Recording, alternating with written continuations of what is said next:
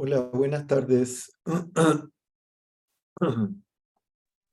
Muy buenas tardes. Hola, buenas tardes. Muy buenas tardes, profesor. No sé si me pueden ver o no. Sí, Sí, Sí. perfecto. se ve muy bien. Todo Se bien, ve doc. bien. Gracias.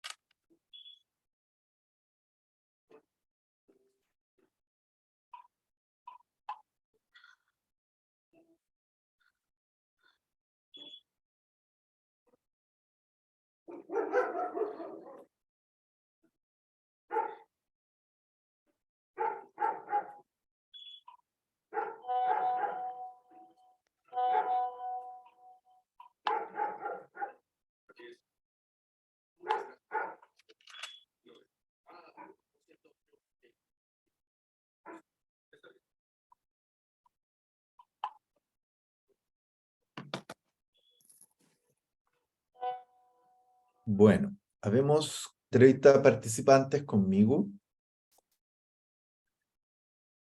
Me imagino que deben ser un poquito más.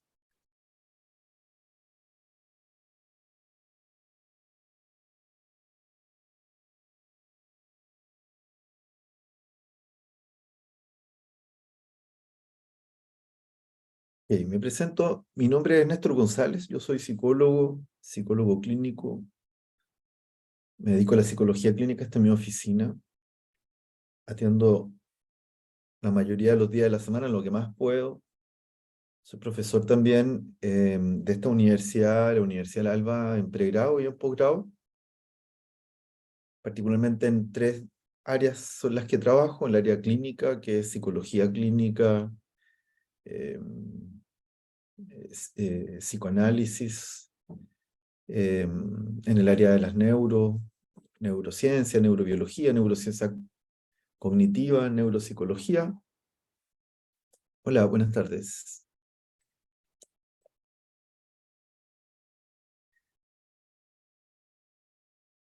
En la formación de grupos, equipos, en el área de supervisión también. Son varias de las áreas que trabajo.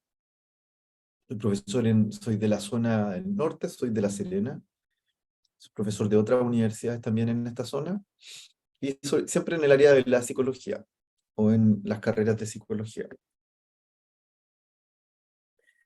Vamos a iniciar, ¿cierto? Y les doy la bienvenida, aunque me imagino que ya los diferentes profesores ya le han brindado, ¿cierto?, la bienvenida a este curso, curso inicial de Advance, ¿no?, para la psicología. Los felicito por aceptar un desafío, ¿cierto? Y hacer este camino tan bonito que es la psicología, ¿no? A lo que nos interesa conocer, comprender el comportamiento normal, psicopatológico, cómo ayudar a las personas. Evidentemente, estas áreas, ¿no? Las bases biológicas, las conocidas neuro, ¿cierto? El siglo de la neurociencia que se le ha determinado por los investigadores, es un camino bien importante, sobre todo los que nos ha interesado sin tener una formación de pregrado en esto. Uno ha tenido que formarse. Tuve la suerte de ser asistente de investigación en dos importantes laboratorios chilenos, uno acá en esta zona, que es en la Universidad Católica del Norte, y luego en la Universidad del Paraíso, que es la unidad o el centro de neurociencia más importante de Chile, donde está el gran premio nacional Ramón Latorre, un investigador precursor, ya un hombre mayor, de la investigación en neurociencia, de los primeros investigadores, por ejemplo, del potencial de acción en el axón de calamar, y en un área tan compleja como es lo que se denomina la electrofisiología. Quiero invitarlos a ver nuestro programa.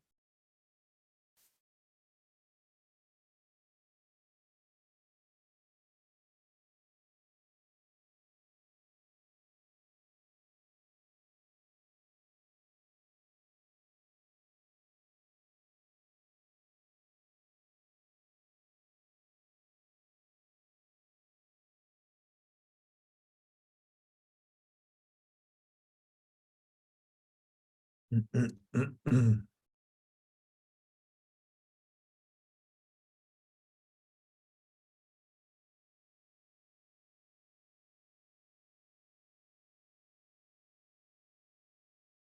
un segundito, por favor, que estoy con...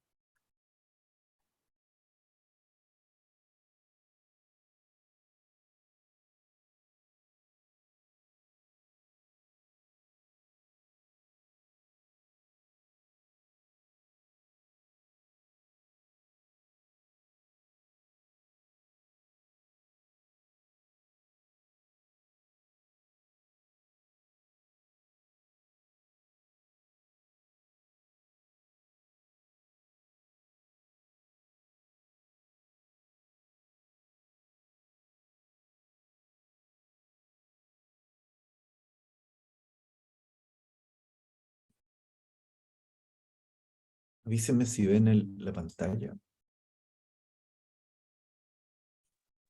Ahora sí, Sí, profesor, se ve todo compartido. Ya, muchas gracias. Quiero bajar para eso ahí, sí.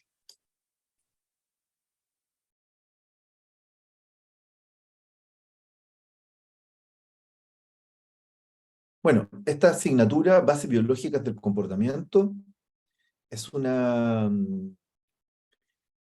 de psicología, ¿cierto? Advance, tiene 40 horas trimestrales, son 2 horas pedagógicas a la semana,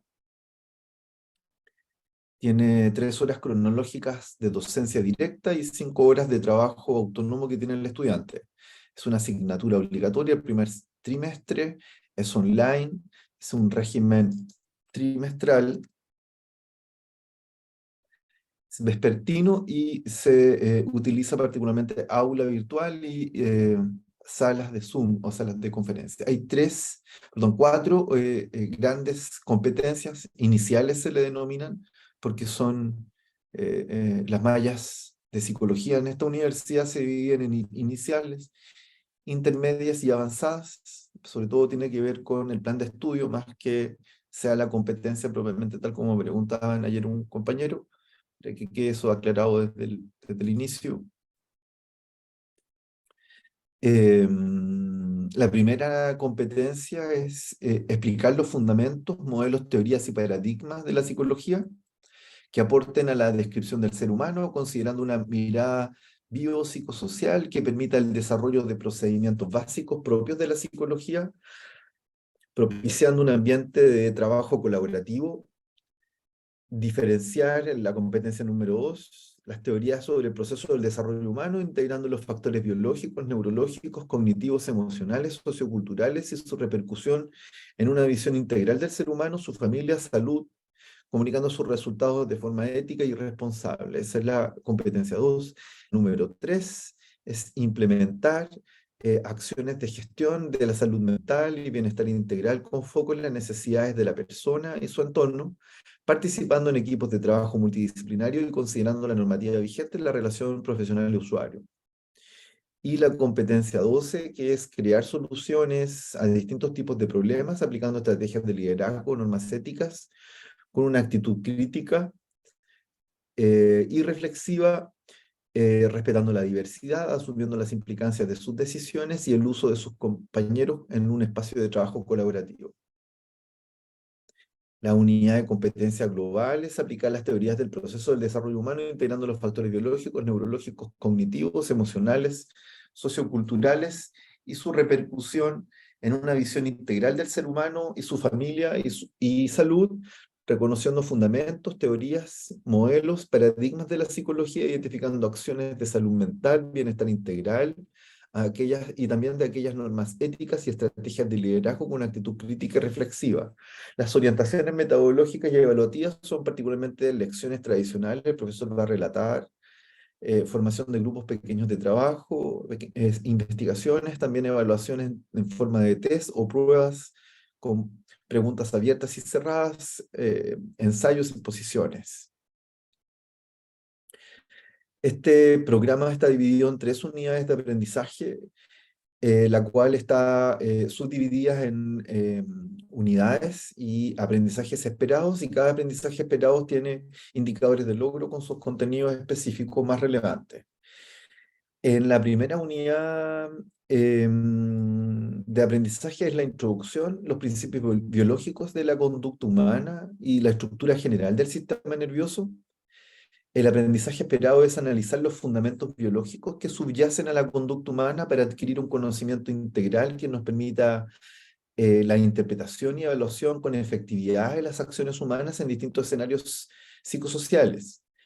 El primer indicador de logro es comprender la influencia del sistema nervioso en la conducta humana para el conocimiento del proceso neurológico.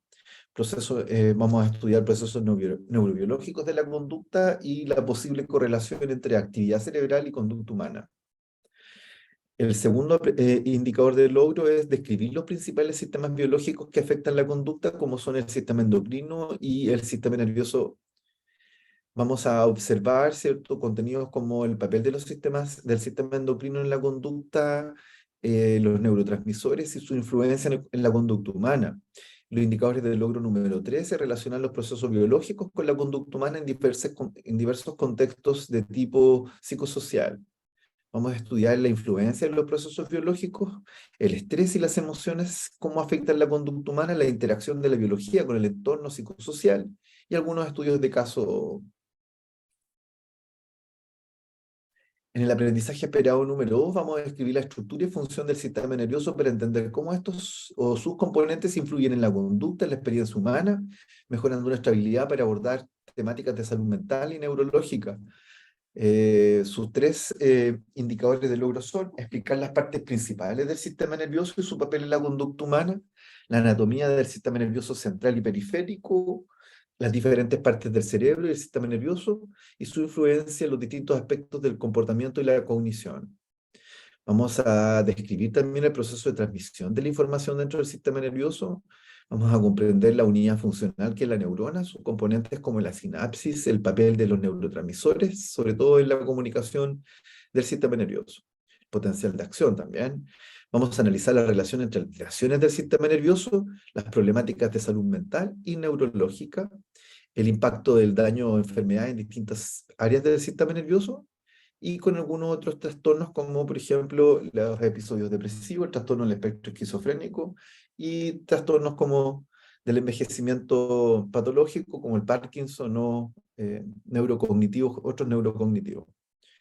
La tercera aprendizaje esperado es describir la función la estructura y función del sistema nervioso para entender cómo estos componentes influyen en la conducta y la experiencia humana, mejorando nuestra habilidad para abordar temas de salud mental y neurológica. Vamos a explicar partes principales del sistema nervioso, la división sistema nervioso central periférico, funciones específicas y su papel en el comportamiento y los procesos cognitivos. Vamos a describir el papel del sistema nervioso en el aprendizaje, la memoria, y cómo estos procesos pueden ser alterados por factores externos, influencia de factores externos como el entorno, nutrición, sueño, estrés, en el aprendizaje y la memoria, el impacto de los factores internos, enfermedades genéticas, envejecimiento, etc. Analizar la relación entre alteraciones en el sistema nervioso y problemas de salud mental neurológica, lesiones, patologías, implicancia de algunas enfermedades del sistema nervioso. Vamos a estudiar también la segunda unidad, que es neurociencia de la memoria, aprendizaje y ciclos biológicos del comportamiento humano. Son 15 horas totales. Esta presenta dos aprendizajes esperados. Uno es analizar los ritmos biológicos y su impacto en la conducta humana, comprendiendo su naturaleza, funcionamiento y manifestaciones en el ciclo circadiano y otros ritmos biológicos. El primer indicador de logro para este aprendizaje es comprender los ritmos biológicos, su influencia en la conducta humana, adquisición de comprensiones profundas sobre la naturaleza y funcionamiento, sobre todo en las manifestaciones del ciclo circadiano y otros ritmos. Bueno, el contenido son los ritmos circadianos, su implicancias, la sincronización de los ritmos con el entorno, los desajustes de estos ritmos y los efectos en la salud y bienestar. El segundo indicador de logro es utilizar los principales o los principios de los ritmos biológicos en la promoción de la salud y bienestar humano, desarrollo de estrategias de optimización, efectos de los ritmos en la salud y bienestar, etc. Regularidad, sincronización. Y el segundo aprendizaje esperado es comprender el papel crucial que tienen em, en la neuroanatomía, ¿cierto? Los procesos de consolidación de la información para facilitar la identificación, comprensión de cómo se forman y almacenan los recuerdos en el sistema nervioso, explicar detalladamente las funciones principales de las regiones cerebrales implicadas en la formación y almacenamiento del recuerdo, como la formación hipocampal, la neocorteza y los núcleos amigdalinos. También demostración de un entendimiento sólido de la neuroanatomía del aprendizaje y la memoria. Características y funciones de las principales regiones cerebrales implicadas en el aprendizaje y la memoria y sus áreas. Y el último indicador de logro en esta unidad, que es identificar correctamente los procesos biológicos implicados en la consolidación de la memoria, incluyendo, por ejemplo, la potenciación de largo plazo y la depresión de largo plazo, y la transición entre memorias y sus unidades, los procesos biológicos de consolidación, LTP, LTD, y procesos de formación de recuerdos. La unidad número 3, que es neurotransmisores y su impacto en la emoción y el estado de ánimo. Son 10 horas y tiene dos aprendizajes esperados. El primero es comprender cómo la neurotransmisión afecta los procesos afectivos. Vamos a identificar y explicar los roles de neurotransmisores clave en la regulación del estado de ánimo y las emociones. Este presenta 3 indicadores de logro. El principal es describir los principales neurotransmisores involucrados en los procesos afectivos, como los neurotransmisores serotonina, dopamina, norepinefrina o noradrenalina, y sus características y funciones como principales neurotransmisores afectivos que se le denominan. Segundo, demostrar la relación entre neurotransmisión y estados de ánimo, emociones, utilizando ejemplos de la vida cotidiana. E interpretar cómo las alteraciones en la neurotransmisión pueden afectar, ¿cierto?, en psicopatologías como los trastornos afectivos, tales como depresión, trastorno de ansiedad y su relación. Y el último aprendizaje esperado, que es comprender cómo la psicofarmacología puede influir y afectar en los niveles de los neurotransmisores, por ende afectar los estados anímicos y emotivos o afectivos. Vamos a indicadores de logro como describir el funcionamiento básico de la psicofarmacología, cómo los fármacos psicotrópicos o los psicofármacos pueden influir en los neurotransmisores, conceptos básicos de psicofarmacología. Vamos a explicar la relación entre alteraciones de los niveles de neurotransmisión mediante psicofarmacología, las consecuencias, análisis de casos, y analizar casos, ¿cierto?, donde se estudie estos fenómenos. Este es el plan de evaluación. Cada unidad ¿cómo decir?, dos dimensiones de evaluación. La evaluación formativa, que es la segunda semana. Vamos a tener una rúbrica, debiese estar ya en el aula. Hay en la tercera, cuarta semana debiese aplicarse una heteroevaluación, que son las sumativas, se divide en una de 23 y otra de... y otra, ese 30% se tiene que dar dividir en dos sumativas. Estamos en ese trabajo todavía. Hay una segunda semana también, hay una evaluación también formativa y su correspondiente heteroevaluación. Son preguntas abiertas y de desarrollo y cerradas, selección múltiple. Y una tercera unidad que divide, ¿cierto?, también que se evalúa, ¿no? Y una heteroevaluación. Aquí debiese... Discúlpenme porque esto quedó aquí un poco...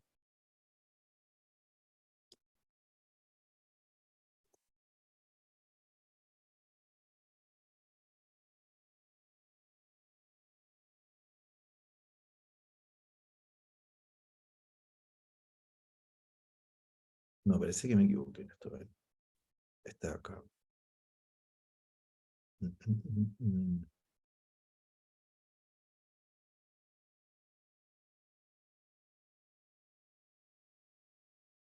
Ahí.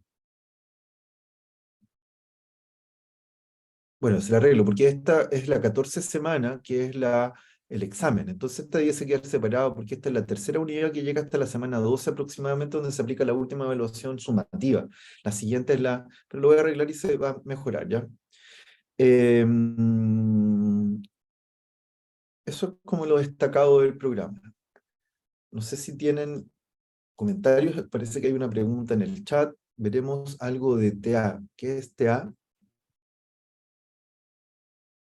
¿Puede especificar la pregunta a qué se refiere con TA?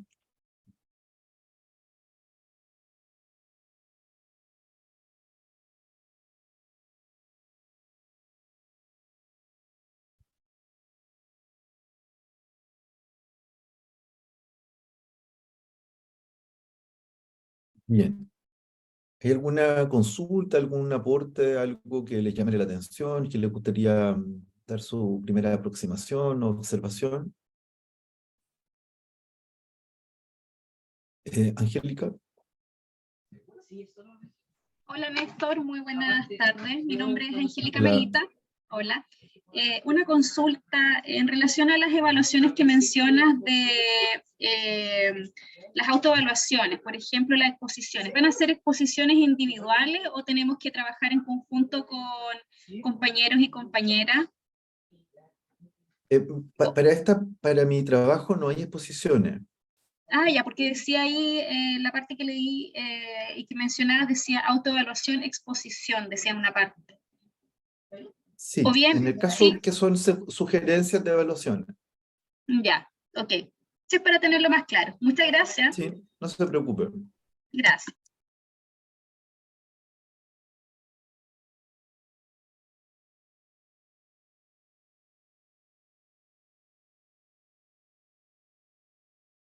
¿Alguna otra observación? Veo algunas imágenes de compañeros que los vi ayer, ¿o no? Claudio Andrés, ¿estaba ayer, parece, o no?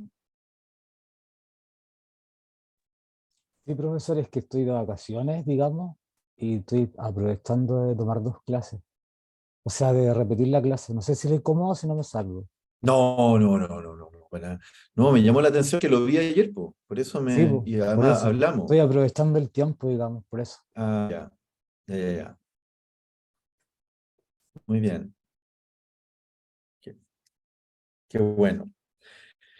Bien, vamos a iniciar nuestro proceso entonces, vamos a tratar de conversar, el profesor va a tratar de mostrarle algunos contenidos importantes en este desafío que es esta asignatura. Generalmente el ámbito de las neurociencias es un ámbito donde la psicología no está muy metida. En los lugares que que me ha correspondido trabajar en esta dimensión fue particularmente eh, eh, em, generalmente es un ámbito que está dominado por el ámbito de las ciencias de la salud, kinesiólogo, ontólogo, matrones, matronas, enfermeros, médicos. En general eran pocos psicólogos los que que estábamos en esos años, estoy hablando ya de hace hartos años atrás. Vamos a hablar sobre el cerebro, vamos a tratar de introducirnos a conversar sobre este órgano tan intrincado, complejo. Se entiende que estamos en el siglo del cerebro, sin embargo, sigue siendo un área muy enigmática desde el punto de vista de lo interesante que resulta ser y de las grandes dimensiones o de las dimensiones más específicas de su estudio. Si se puede decir, es uno de los últimos confines, así como queda, ¿cierto?, la exploración del espacio, ¿no? O la exploración de algunas dimensiones del mar, ¿cierto? El cerebro se entiende que todavía sigue siendo para la ciencia un elemento muy importante. Vamos a iniciar conversando sobre un ser vivo muy interesante, un mamífero que es el murciélago, ¿cierto? Que presenta ciertas características en su comportamiento, ¿no? Que es particularmente producto de su hipotrofia, ¿cierto? De visual, ¿no? En los murciélagos eh, eh, eh, no tienen una vista que les permita observar su entorno, por lo tanto ellos tienen ciertas características, No sé si algunos conocen la característica particular del comportamiento del murciélago, ¿cómo se llama ese comportamiento que le permite ponerse en relación con el ambiente? Ecolocalización, profesor. ¿Cierto? La ecolocalización que nosotros vemos un poco diagramada en la imagen que está en la izquierda, ¿cierto? Que es particularmente emitir ondas, sobre todo chillidos, silbidos, ¿no? Ondas vocales que permiten, ¿cierto? Que viajen a través de la distancia, ¿cierto? A través del espacio en forma de ondas vibratorias y que al momento de, ¿cierto? Chocar o producir efectos de vibracionales con el objeto, se devuelven, ¿no? En forma de un eco y que son localizables a partir de ese eco, ¿cierto? Así que en el esquema de abajo, donde vemos dos importantes tipos de murciélago, vamos a ver un esquema del cerebro y en las zonas, particularmente las áreas primarias auditivas, podemos observar esquemas donde nos muestran algunos números y que son particularmente, ¿no? La frecuencia, los decibeles de los que son capaces de recepcionar. Están representando particularmente zonas talámicas, ¿no? Núcleos talámicos donde están ubicadas, ¿no? La comunicación con las áreas auditivas, ¿no?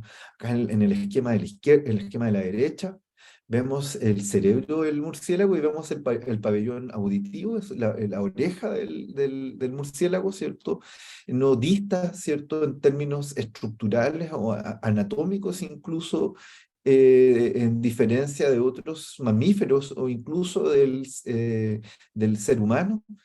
Posee la misma estructura de huesecillos, ¿no? Tímpano, martillo, yunque, ¿cierto? Y otros huesecillos importantes, y su relación con la cóclea, que es este caracolcito que se ve aquí, que está hecho zoom, ¿cierto? Acá, donde se observa, ¿cierto? La estructura básica del oído interno o medio del murciélago, donde las partes más, podemos decir, donde están más enrollados, tienen una recepción de ondas de baja frecuencia, ¿cierto?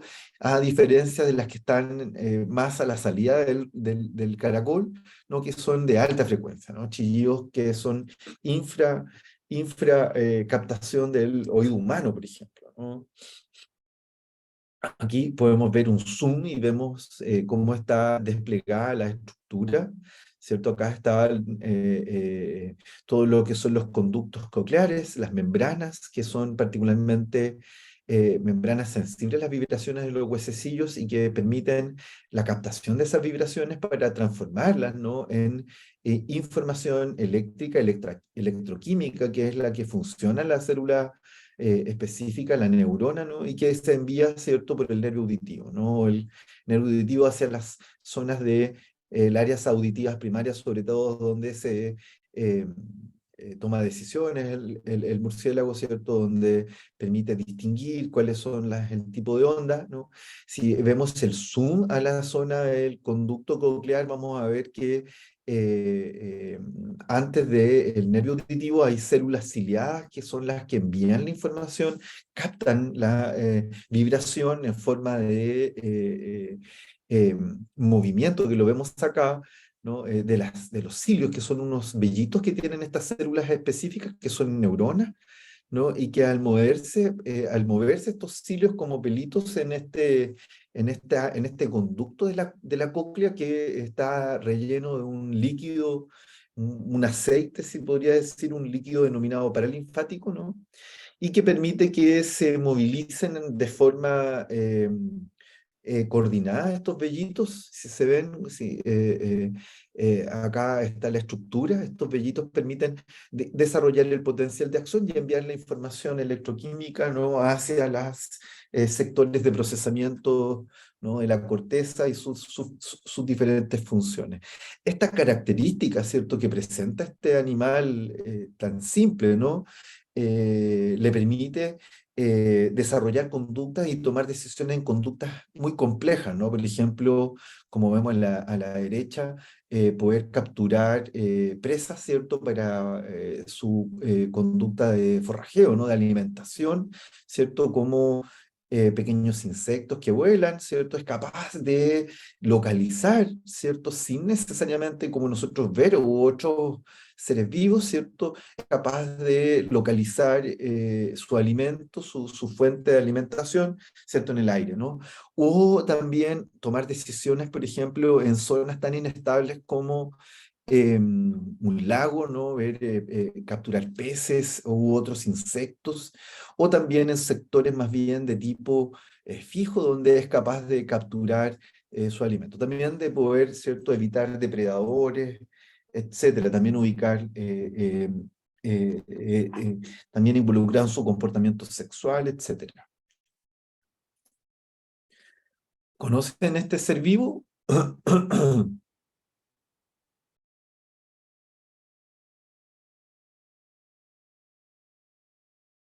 Para nada. Bueno, es un topo, es un mamífero que vive bajo, la mayor parte del tiempo, ¿cierto? Bajo la superficie de la Tierra, ¿no? Donde genera particularmente, si se dan cuenta de sus manos, de sus patas, de sus garras, ¿cierto? Que tienen garras afiladas para crear particularmente cuevas y distintos tipos de ambientes y nichos, ¿cierto? Y tiene una nariz, se llama topo nariz de estrella, porque su nariz ha evolucionado, ¿cierto?, hacia un tipo específico de relación con el ambiente. Tiene 11 fobias, se llama, que son como lengüitas o pequeñas yemitas de dedos, pero sin ningún tipo de huesos, más que neuronas y distintos tipos de receptores, ¿no? Aquí podemos ver las fobias que les digo, son 11 fobias que están distribuidas de manera bilateral, ¿cierto? Este topo nariz de estrella, cada una de estas fobias tiene, ¿no? Está irrigada, se dice enervada, ¿no? Por distintos tipos de células receptivas, receptoras, ¿no? Sensitivas, que les permiten no solo capturar su alimento, sino también conocer y comprender su ambiente, manejar su ambiente y tomar decisiones en su ambiente, ¿no? Distintos tipos de células, células de Merkel, células encapsuladas, ¿no? Y aquí vemos, ¿cierto?, un esquema donde se nos muestra el cerebro del topo nariz de estrella. Este es un esquema del cerebro, y este es un zoom en la parte B, que es también de la misma manera que lo vimos en el murciélago. Vimos núcleos denominados núcleos talámicos, particularmente núcleos ventromediales del tálamo, y que es donde están esos números, son la distribución, cómo están organizadas en pequeñas redes neuronales. Cada uno de las fobias están distribuidas para poder, y aquí podemos ver el ejemplo, cómo estas eh, em, em, núcleos talámicos, ¿cierto?, se distribuyen y se relacionan con la corteza, que es la parte superior, podemos decir, del sistema nervioso del cerebro, la corteza, lo que envuelve al cerebro, ¿cierto?, que son las grandes redes celulares que se distribuyen sobre todo en la corteza parietal. Y aquí vemos otro ejemplo, ¿no? En el diagrama E, donde están distribuidos, si se dan cuenta, están topologizados, se conocen las neuronas, las redes neuronales que forman, la distribución, ¿cierto? Para poder hacer esta relación entre comportamiento, ¿cierto?, y red neuronal, ¿no? Aquí podemos ver las distintas, este es un esquema de las células que están presentes, los distintos tipos de topos.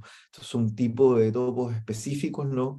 Y este es el que nosotros estamos estudiando, ¿no? El topo nariz de estrella, el que tiene, ¿cierto?, una distribución específica de células, sobre todo terminales nerviosos libres, células o corpúsculos encapsulados, o también las conocidas células de Merkel, que permiten, ¿cierto?, obtener información del ambiente.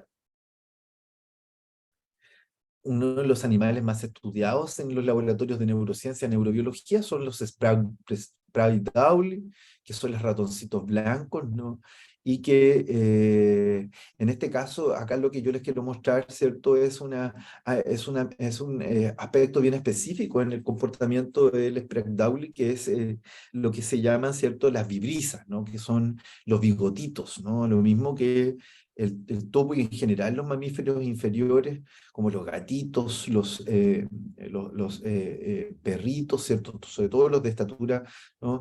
Tienen bigotitos que nacen con ellos, se puede entender como continuaciones de sus extremidades. Si se dan cuenta en el esquema que está abajo, esta es parte de los bigotitos que están distribuidos, se conocen la ubicación de cada uno de sus bigotitos, ¿cierto? Tienen una distribución en su piel de su hocico, ¿no? Y, y esa distribución también está topologizada, si se puede decir, en áreas parietales del cerebro del ratoncito, ¿no? Y esto puede, ¿por qué? Porque en el fondo los ratoncitos utilizan, ¿no? Si bien no tienen una visión tan hipotrofiada como la tienen el topo, ¿no? O el murciélago, son esencialmente animales que funcionan, ¿cierto?, con el reconocimiento a partir del uso de sus vibrisas, reconocen objetos a partir del movimiento que utilizan con sus vibrisas y estas tienen, ¿cierto?, una topología que está organizada, no solo en la corteza, sino también en estructuras subcorticales, es decir, más abajo de la corteza, es decir, menos cognitivas, más comportamentales. Y aquí en el esquema del medio podemos darnos cuenta cómo se ha medido, por ejemplo, la actividad eléctrica cerebral a partir del movimiento. Por ejemplo, en el caso de esta primera etapa, se observa que el ratoncito está quieto, que se puede observar, ¿no?, en la medición, que lo que se observa, ¿cierto?, son los potenciales de acción, son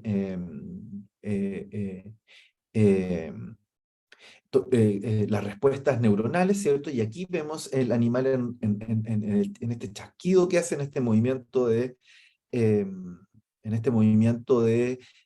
diría cómo se relaciona, ¿cierto?, con el movimiento del reconocimiento de objetos, ¿no? Y lo podemos ver.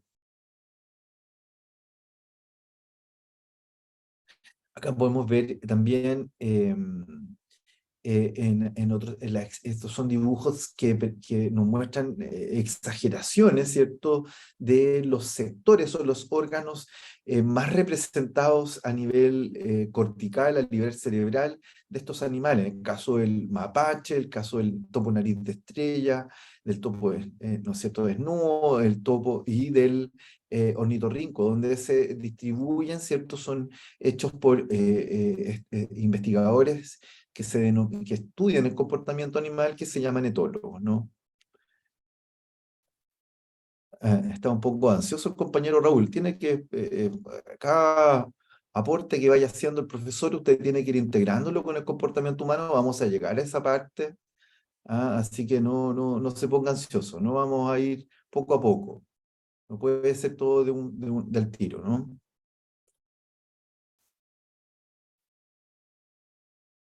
Y este esquema hecho, ¿cierto?, por uno de los investigadores en neurociencia cognitiva más importantes en la historia de la neurociencia, que fue Roger Penrose, que es lo que se denomina el homúnculo sensomotor. El homúnculo en latín significa hombre pequeño, ¿no?, que en el fondo está representando, ¿cierto?, la exageración, ¿cierto?, de cuáles son las zonas sensitivas y motoras más significativas, ¿no? Tanto del punto de vista sensitivo, nuestras manos, nuestras zonas, ¿cierto?, bucales, ¿cierto?, fonoarticulatorias como la lengua, nuestros labios, ¿cierto? Son zonas con una gran distribución particularmente sensitiva.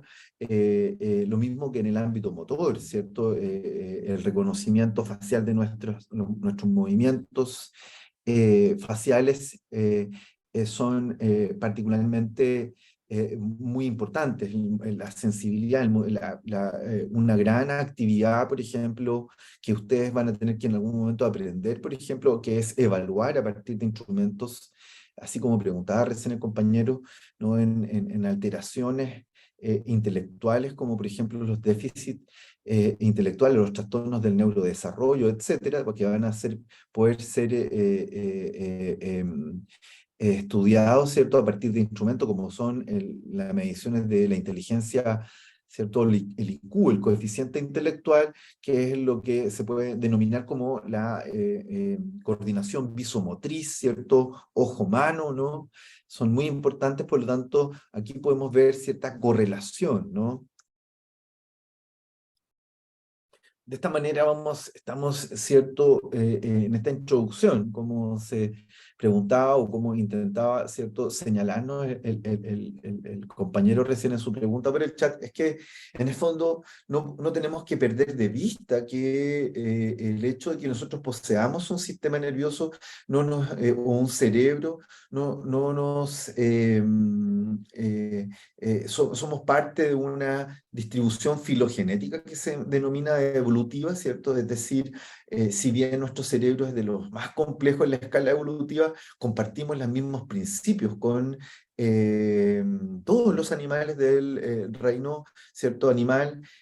Sin embargo, es el cerebro humano, ¿cierto?, que su etimología particularmente es no, esto que está aquí arriba, ¿no? Así como el meme ese del moreno que aparece, ¿cierto?, apuntándose su cabeza, ¿no? Es eso que está acá arriba. Por eso asociamos la inteligencia con el cerebro y con lo que tenemos acá. Incluso, ¿cierto?, con nuestra identificación, ¿no?, de ser seres humanos, por ejemplo. Si lo comparamos con las estructuras, con otros sistemas nerviosos, tanto en su tamaño como en el número de distribución de billones de neuronas, ¿cierto?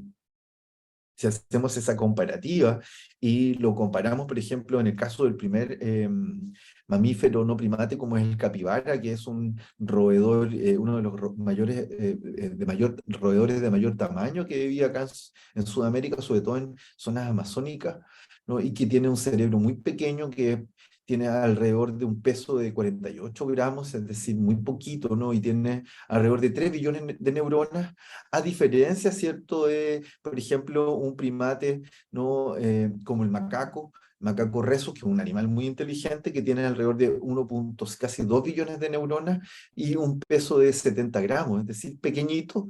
Sin embargo, es un primate que tiene un comportamiento muy complejo y que los neurocientíficos están constantemente estudiando, ¿no? Gran parte del estudio, por ejemplo, las neuronas de espejo fueron hechas en macaco rhesus, donde se extrapola, ¿cierto?, que nosotros poseemos los mismos tipos de unidades que en macaco rhesus, por ejemplo. Caso del gorila, tienen un tamaño mucho mayor, estamos hablando de 400 gramos, un poquito menos de medio kilo, y tiene alrededor de 9 billones de neuronas, ¿no? Y el elefante africano, que tiene un peso casi de 3 kilos de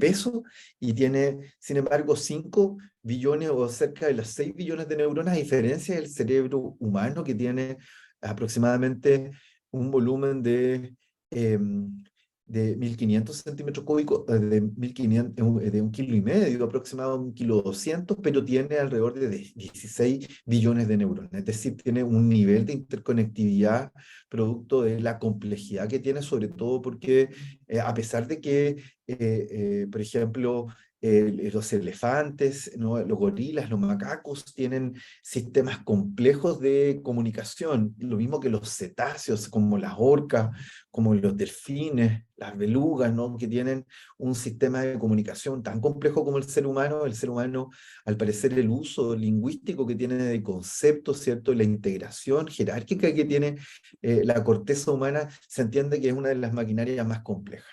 Siempre al ser humano le ha interesado, ¿no?, este sector, ¿no? Se entiende desde etapas muy primigenias, ¿cierto?, en el comportamiento humano, de este Homo sapiens, ¿no? Ha tenido intereses, ¿cierto?, sobre todo de descubrir. Se han descubierto lo que se denominan estas incisiones, intervenciones en el cráneo humano, por ejemplo, ¿no?, los denominadas trepanaciones, donde se observan que no son accidentes, sino que son cirugías mayores que se han hecho, que se han descubierto de este cerebro humano y nadie entiende mucho para qué fueron hechas, ¿no? Si fueron particularmente desde el punto de vista del rol terapéutico, ¿no? Nadie se da cuenta, nadie ha entendido mucho desde estos estudios antropológicos si son para uso ritual, uso ¿cierto? Religioso en su cosmogonía, en su cosmología, ¿cierto? O si tienen roles más bien de tipo terapéutico, ¿no? Como se sabía, por ejemplo, en algunos tipos de cirugías que se hacían en Egipto, por ejemplo, que eran particularmente en ciertos trastornos como la epilepsia, por ejemplo.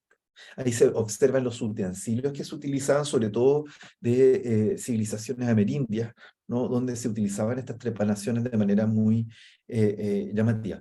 Aquí ellos ya tenían ciertos conocimientos de la anatomía.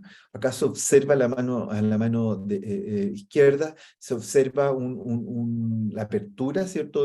De un cráneo, ¿no? A la mitad, ¿cierto? Hay una incisión específica donde ellos ya tenían ciertos conocimientos de las divisiones que cubren al sistema nervioso, por lo tanto, ellos ya tenían ciertos conocimientos de anatomía, le daban una relevancia importante a este órgano, ¿no?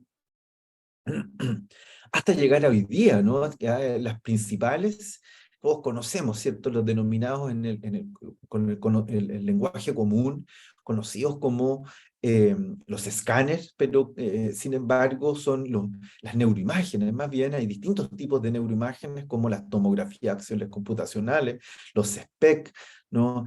Etcétera, de distintos tipos para distintos tipos de exámenes, ¿no?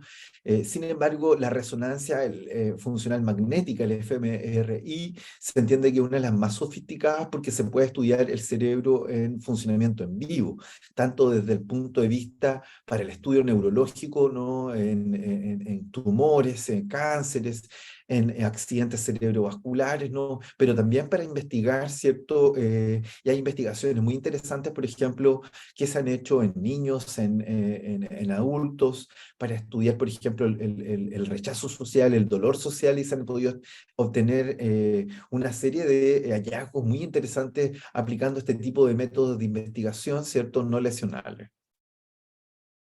Hoy día, ¿cierto? Se puede dividir que los estudios actuales del sistema nervioso, del cerebro propiamente tal, no, por un lado están las neurociencias, ¿cierto? Que son todos esos dominios de investigación donde hay muchas ciencias. La neurociencia yo siempre digo, es un paraguas de investigación, no es una disciplina propiamente tal, como les digo, involucran distintas profesiones, ¿no? Y su gran interés es particularmente el estudio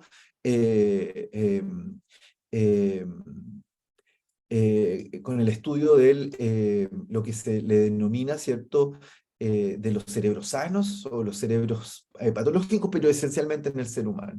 Luego está la neurobiología como aquel dominio mucho más complejo que tiene que ver con el estudio del comportamiento, ¿cierto?, y de la conducta animal y su relación con el sistema nervioso, ¿no? Ahí se prueban fármacos en ratas, se modelan trastornos como el autismo en ratas, como la depresión en ratas, ¿cierto? También trastornos tan complejos como la esquizofrenia, es posible modelarlo en comportamiento animal, y todo eso, ¿cierto?, entrega una serie de aportes, sobre todo, ¿cierto?, a los que nos interesa, ¿no? A ustedes, me imagino, que están iniciando este camino, y los que nos dedicamos, ¿cierto?, a trabajar, ¿cierto?, a enseñar la psicopatología, en el caso mío, psicopatología adulta, psicopatología infanto-adolescente, como es utilizando, por ejemplo, en este caso, el ejemplo que utilizo ahí es el DSM-5, ¿no? Que es este manual diagnóstico, ¿cierto?, para los trastornos mentales, ¿no? Que se utilizan hoy día desde el punto de vista de la psicopatología, ¿no?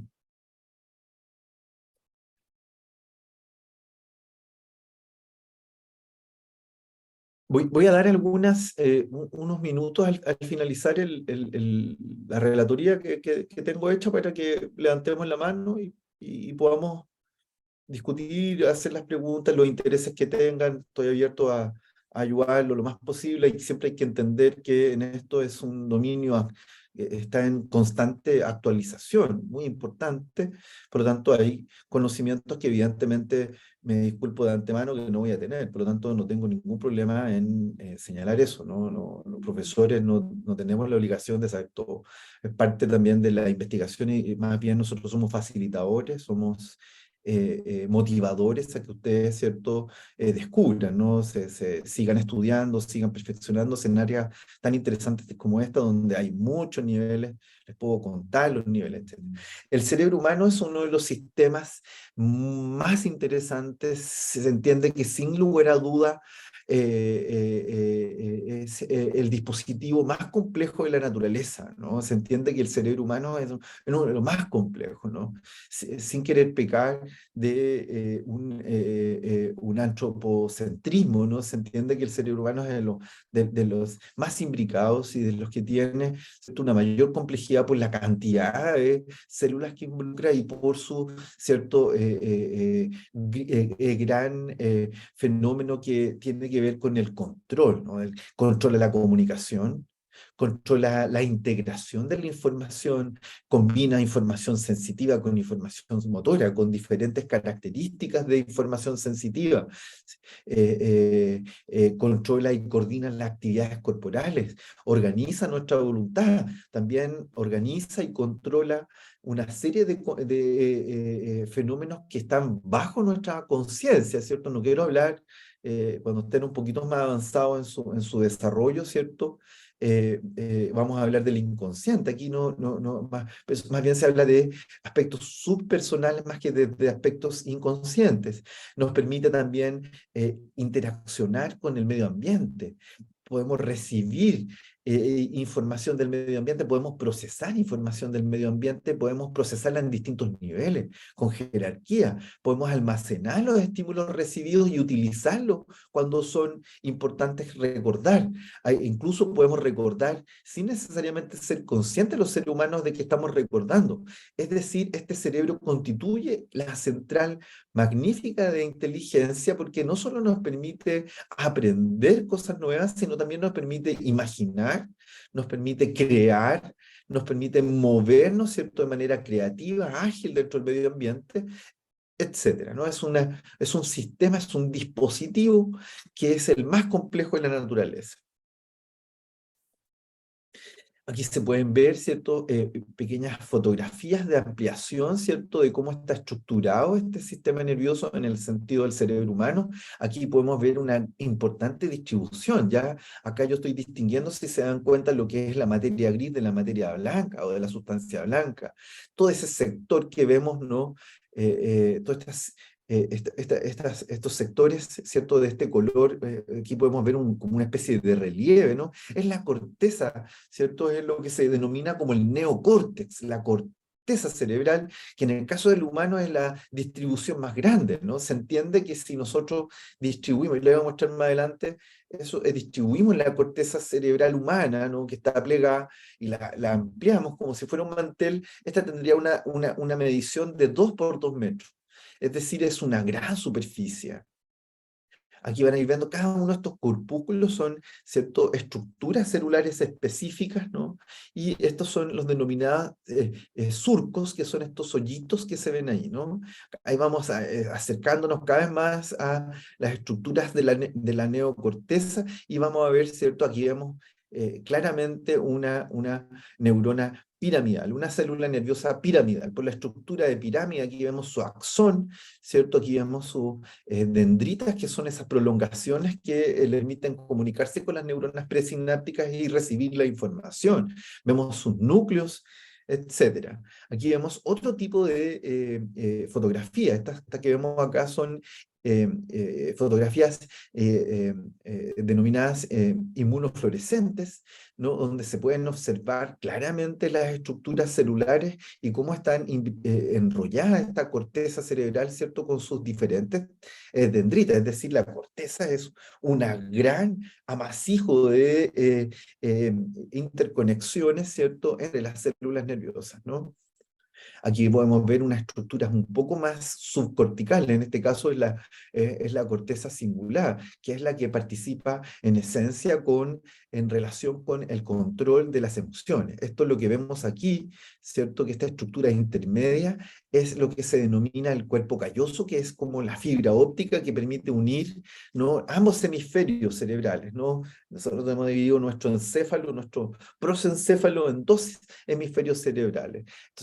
Aquí ustedes pueden darse cuenta que hoy día ya al nivel en que estamos, ya se conocen los circuitos, se conocen los jugos, los neurotransmisores, los químicos que están involucrados en distintos sectores del cerebro. Se conoce gran parte del funcionamiento de la circuitería. Y nosotros, los psicólogos, tenemos que por lo menos tener una formación, ¿cierto?, elemental para poder, ¿no?, ayudar a las personas, ¿cierto? Un psicólogo responsable debiese tener un conocimiento básico del sistema nervioso, que es lo que yo lo estoy invitando a estudiar. Aquí vemos otra fotografía, vemos lo que se denominan las células gigantes de Betz, son células piramidales también muy largas, que particularmente están distribuidas en los sectores piramidales, es donde se controla en esencia el control motor, el control de nuestros órganos, perdón, de nuestras extremidades, el control de nuestras manos, de nuestras piernas, ¿cierto? Sobre todo el control motor. Son células que participan y que tienen un gran largo, y aquí se las quiero mostrar. Aquí hay algunas estructuras, ¿cierto? Estas son estructuras de cómo aquí vemos una gran célula que se puede decir nerviosa, que está, ¿cierto?, observada con una microfotografía que vemos en los organelos, lo más importante, donde está una célula nerviosa, una neurona, tiene la misma organización que un nefrón, que es la célula del riñón,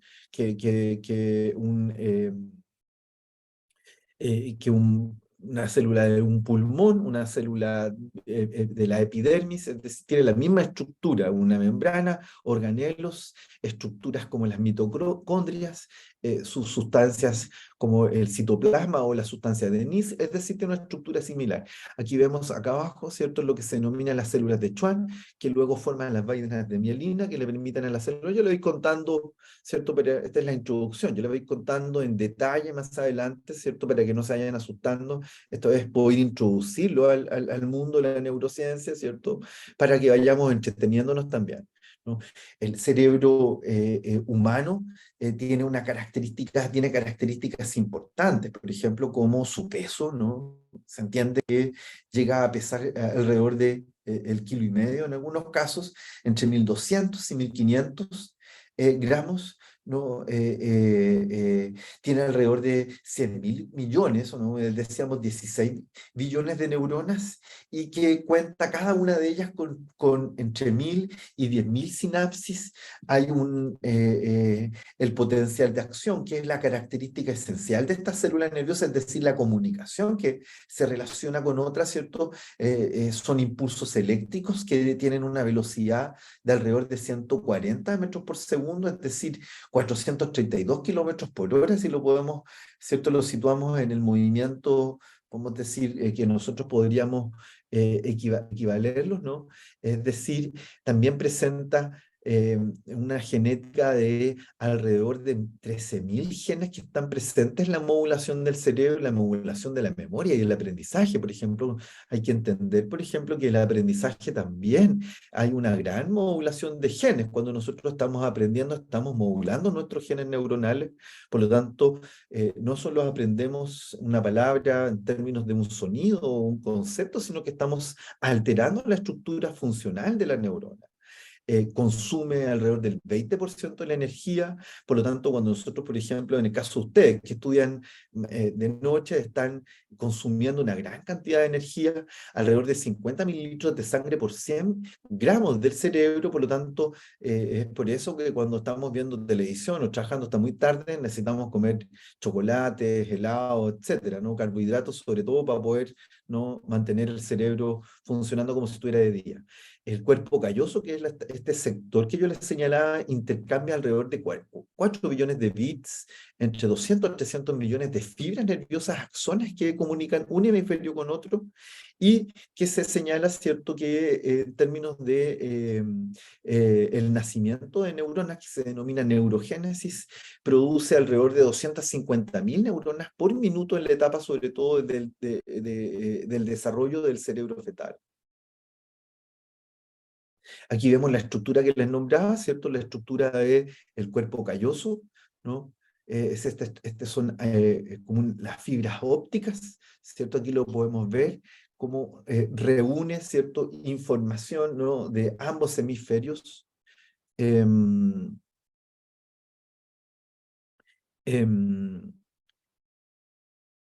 Gracias, compañeros. Podemos ver, ¿cierto?, esa estructura que permite coordinar, ¿no? Hay que entender que el cerebro presenta ciertas lateralizaciones, ¿no? Por ejemplo, el lenguaje está lateralizado en el hemisferio izquierdo. Generalmente son las mujeres que tienen una mayor lateralización, por eso adquieren el lenguaje en menor tiempo que los varones, ¿no? Tienen un mayor dominio lingüístico, interpersonal, son siempre mucho más organizadas que los varones. Los varones, como dice el dicho, nos cuesta masticar chicle y caminar a la vez. En general, las mujeres son mucho más multitasking con nosotros porque tienen una mayor lateralización, ¿no? Sin embargo, nosotros, producto de la testosterona, nos fijamos y logramos, ¿cierto?, mayores cantidades de tareas más efectivas muchas veces que las mujeres. Si se puede hacer una comparación odiosa, un poco misógina, pero en realidad tiene que ver con ciertas características, ¿no? Este cerebro, ¿cierto?, está envuelto en capas. Esas son las diferentes capas que se envuelve el sistema, el cerebro, el encéfalo propiamente tal, y la médula espinal. Hay que olvidar que el sistema nervioso no es solamente el cerebro, ¿no? Hay que entender que el sistema nervioso está involucrado en todo el cuerpo, ¿no? Y tiene una relación con todos los sistemas, con el sistema endocrino, con el sistema circulatorio, con el sistema cardiorrespiratorio. Hay una relación, por ejemplo, entre trastorno ansioso y problemas cardiorrespiratorios. Es decir, el cerebro está involucrado en el sistema nervioso está involucrado en todas las funciones, ¿no? Hay que solo pensar, ¿cierto?, en trastornos como las depresiones, ¿no?, donde hay, por ejemplo, baja actividad, ¿no?, placentera. Eso es un impacto directo, por ejemplo, en el metabolismo, ¿no? En general hay una relación directa, cada vez más estudios, ¿no?, que relacionan, por ejemplo, los trastornos depresivos con la diabetes, por ejemplo, y su relación metabólica, ¿no? Es decir, podemos decir que el cerebro está metido en todas las funciones, ¿no? Una gran importancia tiene dentro de cada una de estas capas, que son las denominadas, que protegen al encéfalo propiamente tal y a la médula espinal, son la denominado el líquido encefalorraquídeo, que no solo permite amortiguar golpes, ¿no?, o proteger de manera hidráulica al sistema nervioso central, sino que también permite el intercambio de nutrientes, de desechos. Por ejemplo, hay algunos fármacos que no pasan la barrera hematoencefálica, por lo tanto no llegan al cerebro, ¿no? Para poder que ciertos fármacos, por ejemplo, que interactúan con ciertas unidades, ¿no?, como por ejemplo los ganglios basales, que controlan, que son núcleos al interior del cerebro. Yo se los voy a mostrar más adelante, que participan en el control del comportamiento, y que son alterados en trastornos como por ejemplo el Parkinson, que son lo que se llama el tremor parkinsoniano, que es este tiritón, ¿cierto?, este descontrol del movimiento voluntario, y que se entiende que los ganglios basales son particularmente ganglios que tienen una respuesta dopaminérgica, ¿no? Entonces, uno podría pensar, entonces, tomemos dopamina para que podamos, porque existe la dopamina y se puede incluso, uno puede incluso administrársela, pero no pasa la barrera hematoencefálica. Entonces se tiene que tomar otro medicamento que los pacientes que tienen Parkinson utilizan, que se llama la levodopa, que es un fármaco que es una dopamina, pero es un precursor. Tiene que pasar esta barrera hematoencefálica para poder desarrollar ciertos los efectos que tienen.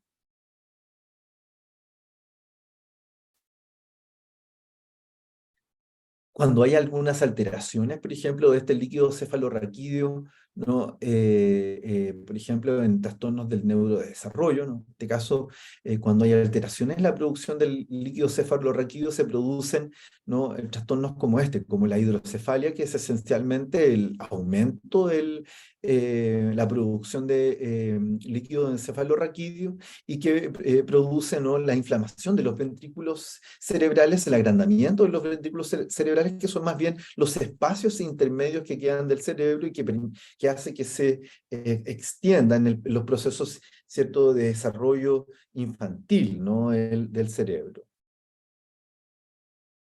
Aquí vemos, ¿cierto?, las estructuras también donde se pueden observar también las distintas capas, las meninges que cubren la médula espinal, ¿no?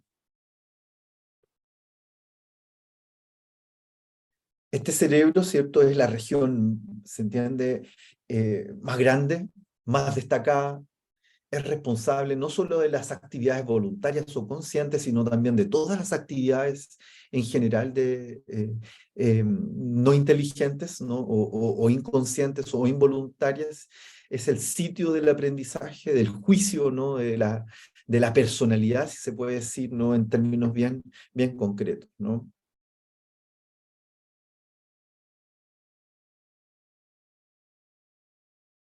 El cerebro consta de dos importantes hemisferios, ¿no? Y que están conectados, como yo les decía, está conectado por este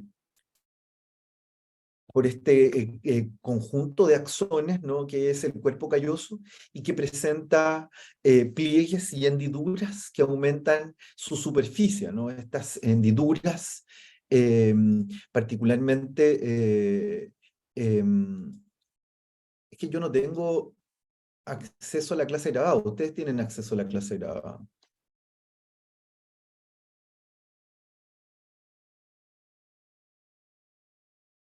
Aquí podemos observar, por ejemplo,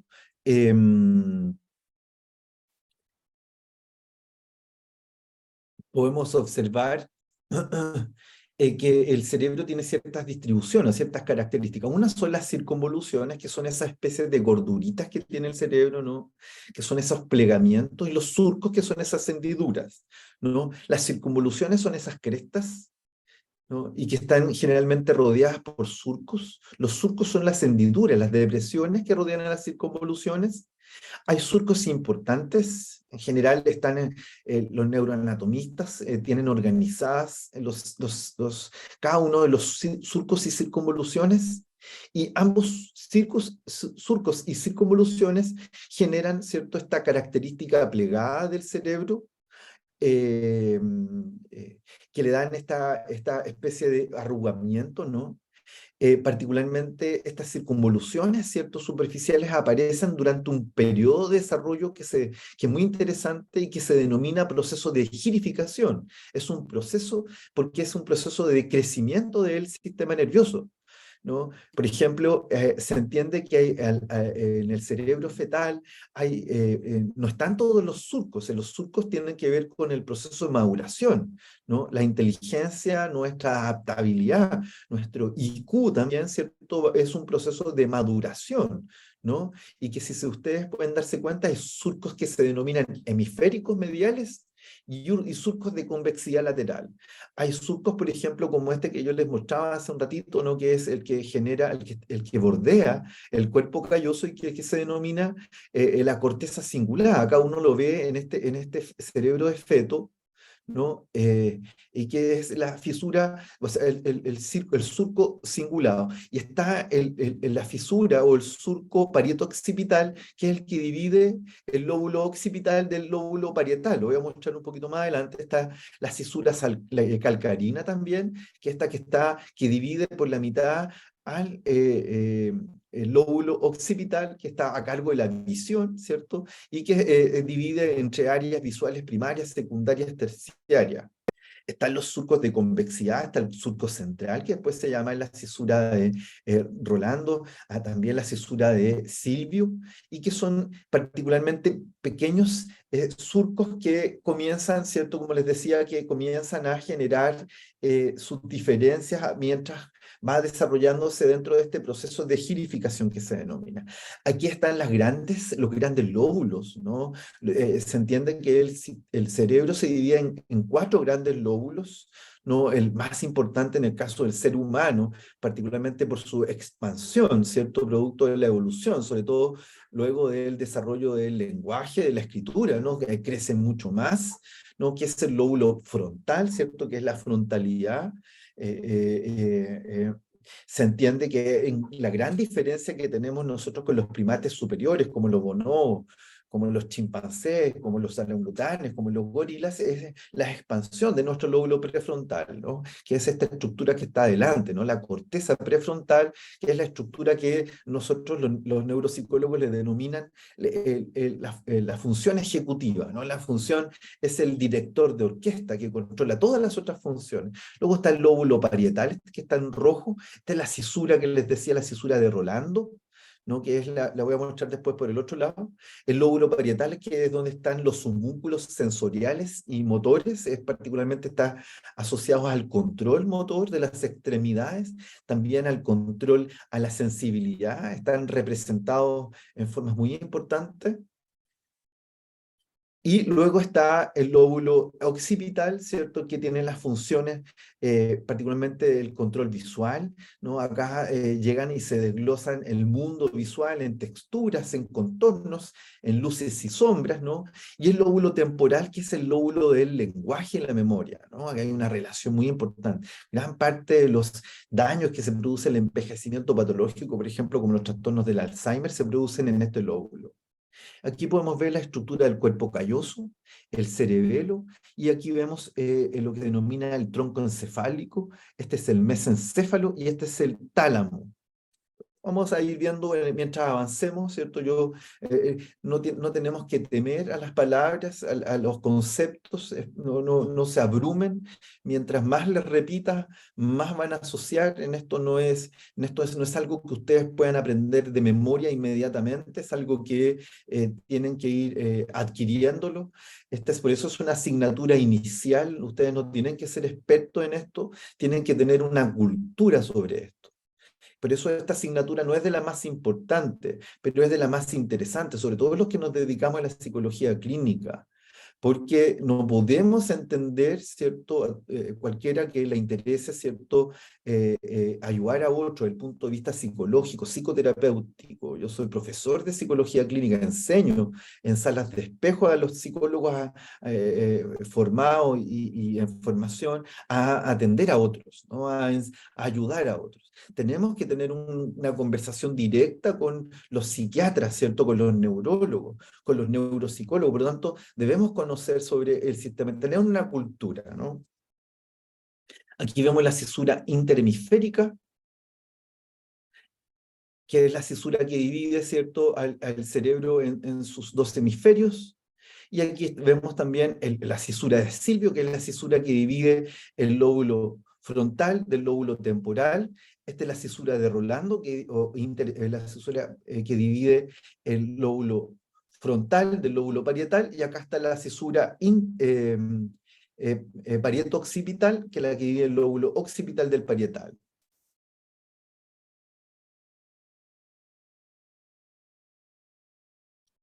Bien, yo lo dejaría ahí. Recién una compañera tenía su mano levantada. Por favor, ahora le doy su palabra y quedo abierto a escucharlos. Hola, soy Marcela.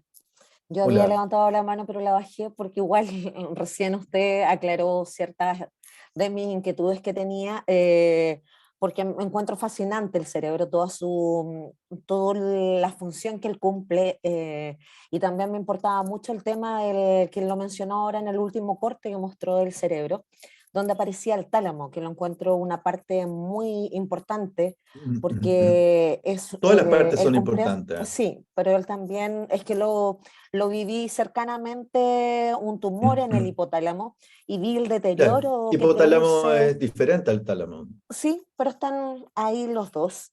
Y lo importante que son, y el deterioro que se produce en las personas, porque Es que cuando son hay los un tumor en el encargados. cuando hay un tumor en el hipotálamo, generalmente el tumor en el hipotálamo tiene funciones muy básicas, como la parte sexual, la parte de el control de las emociones. Es En cambio, el tálamo sensorial y tiene otras motora, funciones. la del En el caso tálamo, es del sensorial y el tálamo motora. tiene otra función. Sí, entonces los encuentro súper importantes y me gusta todo lo que usted está hablando en este momento, y me importaba eso, saber si es que se iba a hacer como un poco más profundidad en todos estos temas que hemos visto en la clase de hoy, y usted ya lo contestó. Entonces esa era por eso había levantado Gracias, la mano. Marcela. Gracias a usted. Muchas gracias. ¿Algún otro compañero o compañera?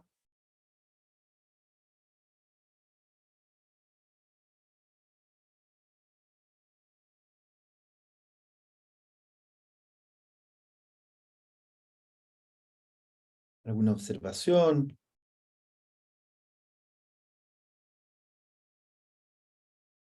Don Felipe, por favor. Gracias, Néstor. Bueno, creo que he generalizado la opinión de que es bastante fascinante toda la información que estamos viendo ahora. Y tengo una pregunta respecto de lo que es la percepción. Ahí usted me dice si efectivamente me estoy yendo con un lado nada que ver, o si tiene que ver con lo que vamos a trabajar acá. Pero la pregunta es la siguiente: el cerebro como órgano, como usted bien decía, uno de los más complejos, tal vez el más complejo de la naturaleza, es un órgano que capta la realidad, que la percibe y administra esa información para que este animal consciente pueda desenvolverse y adaptarse al medio, o más bien también es un órgano que genera realidad.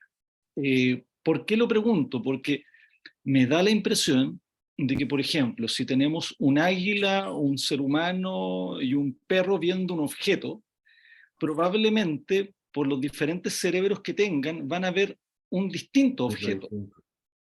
Y se me genera la pregunta de cuál es el objeto real.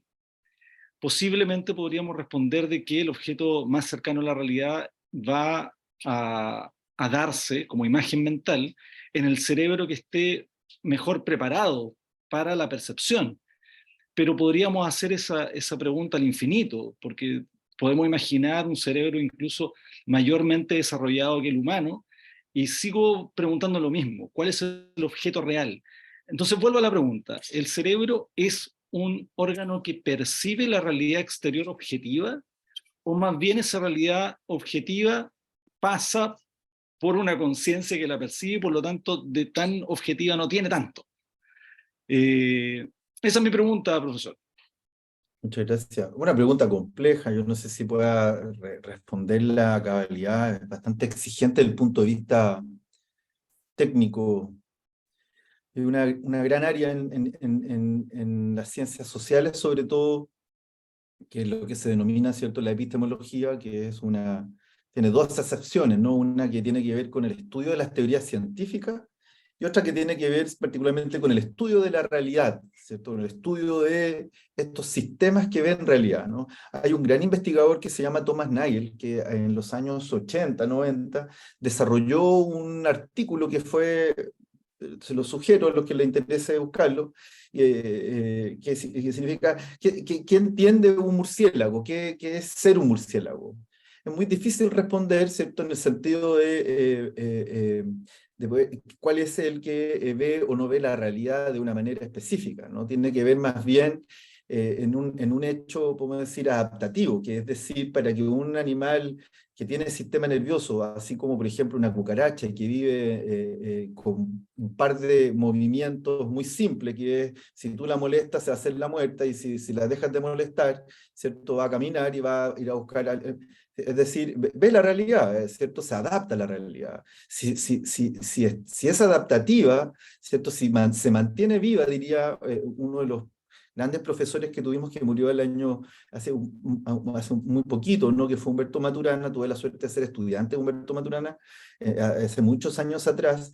Es eso, ¿no? Es más bien la pregunta por si vivimos o no vivimos en objetividad, tiene que ver más bien si permanecemos vivos, ¿no? En el fondo la adaptación es el elemento que responde ante eso.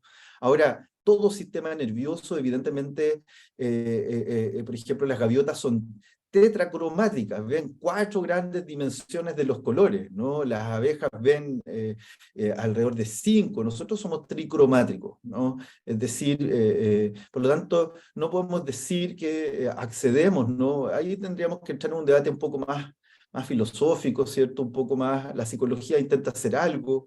Hay un gran investigador que es muy poco conocido en la psicología, pero que es un psicólogo, que es James Gibson, quien señala, ¿cierto? Y estudia este asunto de la percepción directa, y nos dice, nosotros no es que estemos percibiendo o creando realidades desde el punto de vista constructivista, nosotros estamos encajonados en una estructura.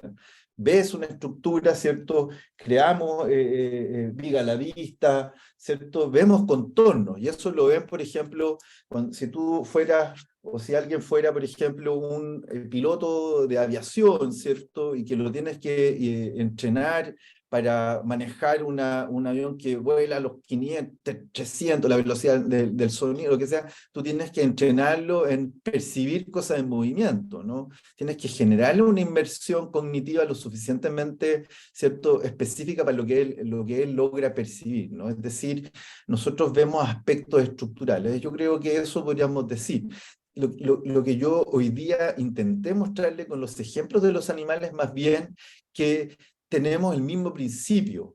Tenemos células específicas que son capaces de reconocer estímulos del medio ambiente y que nos permiten adaptarnos. Y adaptarnos significa sobrevivir, y sobrevivir significa no solo alimentarnos para vivir, sino también reproducirnos. Y ahí yo lo conecto con la psicología clínica, sobre todo con la sexualidad desde el punto de vista del psicoanálisis, ¿no? Es decir, no solo alimentarnos, sino también, ¿cierto?, reproducirnos. El sistema nervioso genera eso de manera, por eso que yo reparaba un poco la compañera recién respecto a esta división tálamo-hipotálamo, porque son muy diferentes, a pesar de que todo está muy cercano, ¿no? El hipotálamo es una función muy específica. Generalmente las personas que tienen alteraciones en el hipotálamo es porque sufren trastornos depresivos bastante severos. Generalmente el hipotálamo cumple funciones. Es una unidad muy interesante el hipotálamo, porque une el sistema nervioso con el sistema endocrino, y el sistema endocrino es nuestra energía, nuestro metabolismo. Entonces, cualquier alteración en esa unidad es muy grave. Bien, chicos, compañeros, perdón, compañeras, ustedes son más grandes, un agrado. Gracias, profesor. Estamos Gracias, profesor.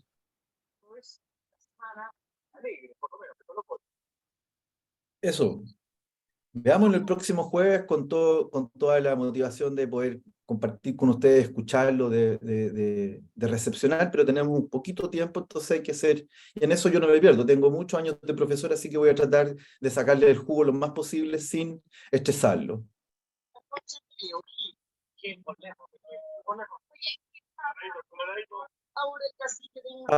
Raúl, su pregunta, ya. ¿Cómo impacta la amígdala, la pituitaria y la glándula pineal en el comportamiento y en el aprendizaje? Bueno, todas se impactan.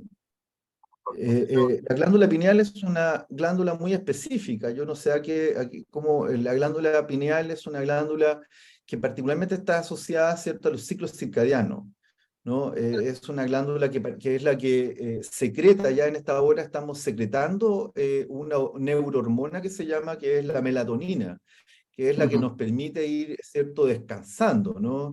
Es decir, evidentemente hay investigaciones sobre la producción de melatonina y estrés. Es decir, las personas que sufren insomnio, por ejemplo, evidentemente van a tener dificultades a la hora de poder aprender, porque tienen alteraciones, ¿no?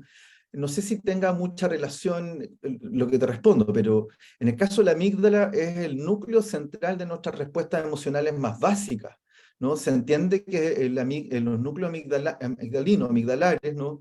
Que no son las amígdalas del cuello, ¿cierto? Sino que es un núcleo muy central, están en lo que se llaman las conductas de miedo. En esencia, las personas que tienen alteraciones, como por ejemplo las crisis de pánico, los trastornos ansiosos, tienen alteraciones del aprendizaje producto de alteraciones en la amígdala. Generalmente los trastornos depresivos, por ejemplo, tienen una hiperfunción de la amígdala. Aprenden situaciones negativas más rápidamente que las positivas, por ejemplo. En el caso de la pituitaria, está muy relacionado con el hipotálamo y con lo que dije. Así que lo vamos a ver cada una un poquito en detalle. Eso. Gracias, compañeros. Tremenda clase, muchas gracias, profesor. Gracias. No, se hace lo que se puede. Muchas gracias. Muchas gracias, profesor. Nos vemos el jueves. Gracias, Chao, profesor. chao. Gracias.